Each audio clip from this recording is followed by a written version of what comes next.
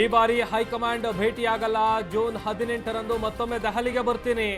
ರಾಜ್ಯಪಾಲರ ಆಹ್ವಾನ ಬಗ್ಗೆ ಅವರನ್ನೇ ಕೇಳಿ ಎಂದ ಡಿಸಿಎಂ.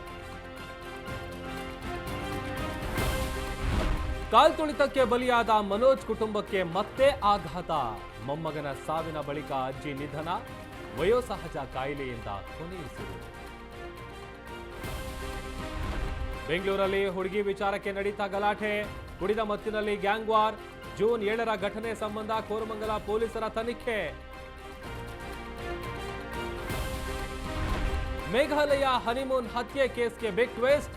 ಪತಿ ಕೊಲೆ ಹಿಂದೆ ಪತ್ನಿ ಕೈವಾಡ ಕನ್ಫರ್ಮ್. ಬಾನಲ್ಲೇ ಮಧುಚಂದ್ರಕ್ಕೆ ಫಿಲಂ ರೀತಿಯಲ್ಲೇ ಮರ್ಡರ್.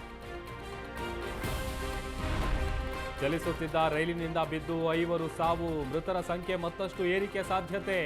ಥಾಣೆಯ ಮುಂಬ್ರಾ ರೈಲು ನಿಲ್ದಾಣದಲ್ಲಿ ಭಾರೀ ದುರಂತ.